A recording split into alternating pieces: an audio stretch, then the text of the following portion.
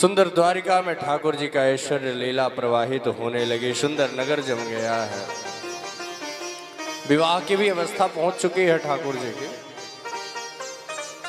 वही कुंदनपुर है और कुंदनपुर के राजा का नाम है भीष्मक, जिसकी पुत्री का नाम है रुक्मणी और पुत्र का नाम है रुक्मी।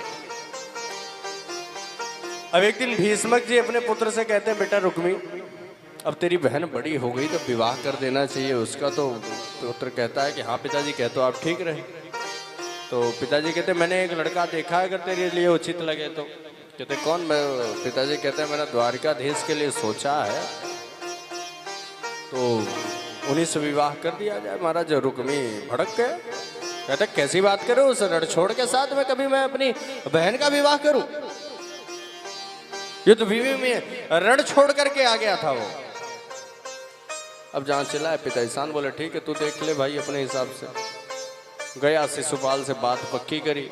अब जैसे रुक्मणी को पता चला, रुक्मणी मन ही मन ठाकुर से पहले ही प्रेम कर बैठी थी। नारद जी के द्वारा कथा सुन करके मन ही मन कृष्ण को वरण कर चुकी थी। पंडित जी के द्वारा पत्र भिजवाया है।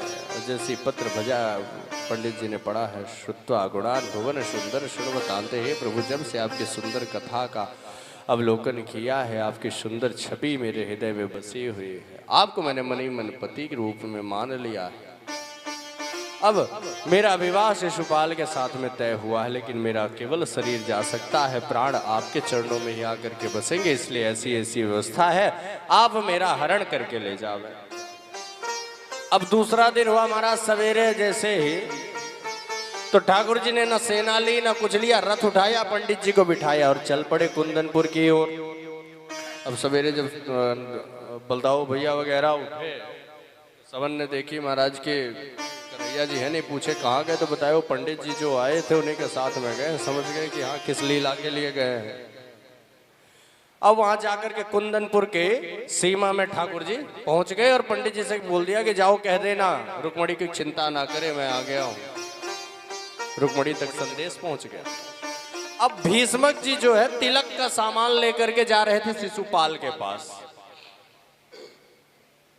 तो किसी ने सूचना दी कि द्वारिकाधीश सीमा में खड़े हैं, तो भीष्मक जी ने सोचा चलो पहले द्वारिकाधीश से मिल लिया जावे और फिर तिलक का सामान देने चले जाएंगे। सारे सेवकों के साथ जैसे ही महाराज सीमा में पहुंचे, द्वारिकाधीश को दंडवत करी। सो सेवकों ने सोचा कि महाराज यही दूल्हा है, सबरा तिलक का सामान जाकर के द्वारिकाधीश के चरणों में समर्पित कर दिया। अब ठाकुर जी कहे कि महाराज इसकी क्या जरूरत थी? अब भीष्मक जी कहे महाराज जरूरत तो नहीं थी, मन ही मन में सोचे, लेकिन अब क्या करें, मना भी नहीं कर सकते। कहे बस आप ही के लिए था, ये तो हमारा सौभाग्य है। अब आमंत्रित भी कर दिया कि महाराज नगर में आते तो बड़ा अच्छा होता। ठाकुर जी ने कहा जैसे इच्छा, चलो तुम्हारे नगर में चलते। अब जैसे गए तो नगर के जो लोग हैं आपस में ठाकुर को देख करके कहते हैं वाह रुक्मणी के तो भाग्य खुल गए जो इतना सुंदर दूल्हा मिला। और भीष्मक जी के कान में जब ये बात पड़े तो धड़कन बढ़ेगी, कहीं पुत्र ने सुन लिया तो बवाल हो जाएगा। कितनी जल्दी इनको द्वारिकाधीश को यहाँ से बाहर। रुक्मी और शिशुपाल को पहले से शंका है, हमारे ठाकुर जितने सीधे हैं, निश्चित बात है कुछ न कुछ कलाकारी करेंगे। तो साथ में हजारों सेवक भी भेज दिए। माता रुक्मणी महाराज मंदिर में प्रवेश करते हैं और प्रवेश करके माँ दुर्गा से है कि ही वरदान मांगती हैं, क्योंकि अभी भी उनको भी शंका है ना कि अगर नहीं आया तो क्या होगा। माँ भवानी से प्रार्थना करते हैं, संकेत मिल गया, चिंता मत कर। अब जैसे ही बाहर आए, देख रही बाहर हजारों की तादाद में सैनिक खड़े हुए, लेकिन जैसे रुक्मणी जी निकलती हैं बाहर तो सारे सैनिक जो है रुक्मणी जी की सौंदर्य को देख करके ही मुग्ध हो गए। कोई देख करके कहे कि अरे देख कितनी सुंदर लग रही, अरे देख कितनी लंबी है, कोई कहे देख किस कितने बड़े बड़े हैं, कोई कहे देख सुरमा कितना सुंदर लगे, बोले पायल कितनी सुंदर बजे। जितने भर सैनिक महाराज रुक्मणी के सौंदर्य को देख करके ही मोहित है। और उधर से हमारे ठाकुर जी आए और रुक्मणी का हाथ पकड़ करके हरण करके ले जाने लगे। अब जो ही भागे सोई सेवक कहते कि अरे हम आए क्यों थे यहाँ? कहते रुक्मणी की सुरक्षा में आए थे। बोले देख लेकर के भाग रहा है, सारे सैनिक जो है पीछे भाग रहे। एक बार तो सैनिकों को सबको तो हार दिया,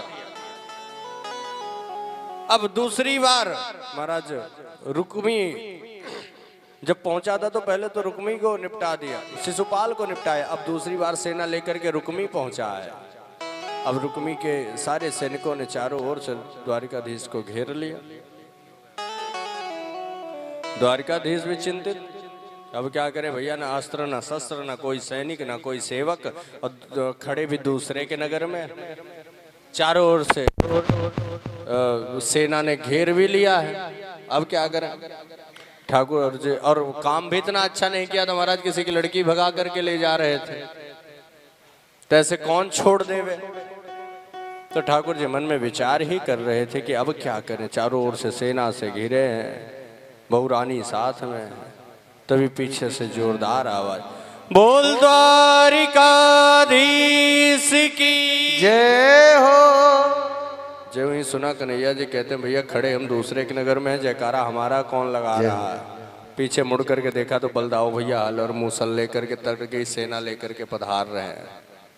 तो जो सैनिक थे जिन्होंने घेर रखा था वो कहते हैं कि महाराज कन्हैया से तो किसी तरीके से युद्ध में निपट भी लिया जाता, लेकिन ये हल और मूसल वाला बड़ा उठा उठा के पटकता।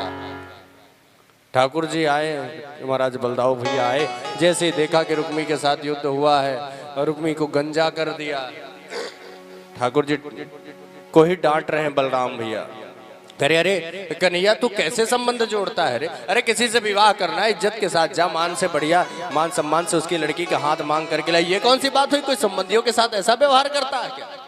अच्छा ये रीति होती है कि जब कहीं लड़ाई हो जावे तो अपने वाले को डांट दो तो मामला शांत हो जाता है। तो बलदाऊ भैया ने कन्हैया को डांटा, मामला शांत हो, बोले महाराज अब तो हो गया जो होना था, अब चलो बहुरानी को लिए चलते हैं घर ही, वापस वाला मामला छोड़े। इधर एक तरफ हमारे ठाकुर जी को ले जाया जा रहा है, दूसरी तरफ हमारी किशोरी जी को ले जाया जा रहा है। आइए सुंदर ठाकुर जी के विवाह उत्सव में आनंदित होते हैं, उनके श्रृंगार दर्शन करते हैं।